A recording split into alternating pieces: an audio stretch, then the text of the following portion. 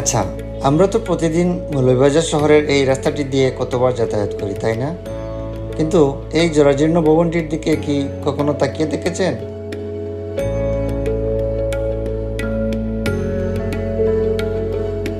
এটি আমাদের পুরো মৌলভীবাজারের ইতিহাসের একটি বিশাল অংশ।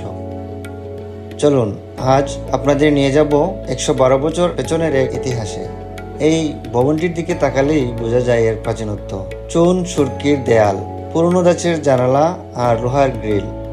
এটি আসলে মৌলভীবাজার শহরের সবচেয়ে প্রথম দ্বিতল বা দোতলা ভবন। 1912 সালের দিকে যখন এই অঞ্চলে পাকা বাড়ি দেখাই যেত না, তখন এই রাজকীয় ভবনটি তৈরি করা হয়েছিল।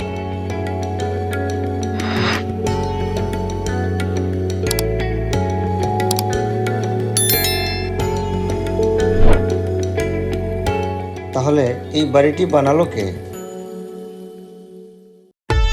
ভারতের রাজস্থান থেকে আসা একজন অত্যন্ত প্রভাবশালী মারোয়াড়ি ব্যবসায়ী, নাম চাম্পালাল শান। তিনি এই বাড়িটি নির্মাণ করেন। তৎকালীন সময়ে এটি ছিল এই অঞ্চলের অন্যতম আভিজাত্যের প্রতীক। কিন্তু 1971 সালের মুক্তিযুদ্ধের সময় এক চরম অনিশ্চয়তায় চাম্পালাল শান তার এই সাজের বাড়ি এবং সমস্ত সম্পত্তি ফেলে দেশ ত্যাগ করতে বাধ্য হন। এরপর থেকেই বাড়িটির ইতিহাস এক নতুন মোড় নেয়। দেশ স্বাধীন হওয়ার পর সরকার এই পরিত্যক্ত সম্পত্তিটি অধিগ্রহণ করে, আর এখানে চালু করা হয় মৌলভীবাজারের প্রথম ডাক ও টেলিযোগাযোগ বিভাগ বা টেলিফোন এক্সচেঞ্জ।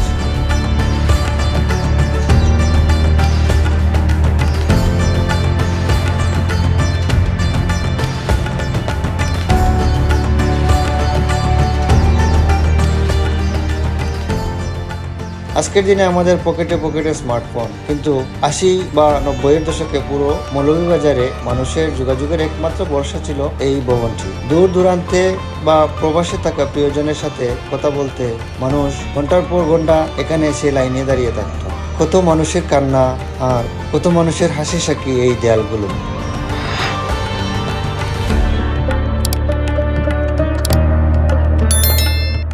আজ বিটিসিএল এর আধুনিক ডিজিটাল এক্সচেঞ্জ হয়েছে, সবার হাতে হাতে মোবাইল ফোন এসেছে, আর তার সাথে সাথে ইতিহাসের পাতা থেকে হারিয়ে গেছে এই ভবনটির গুরুত্ব।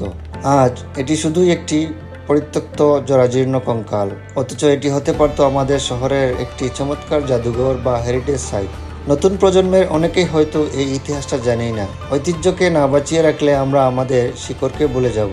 আপনার কি এই টেলিফোন এক্সচেঞ্জ নিয়ে কোনো স্মৃতি মনে আছে?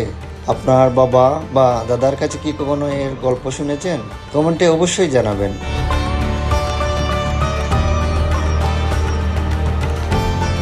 ভিডিওটি ভালো লাগলে শেয়ার করুন। দেখা হবে অন্য কোনো ব্লগে। ভালো থাকবেন, সুস্থ থাকবেন। আল্লাহ হাফেজ।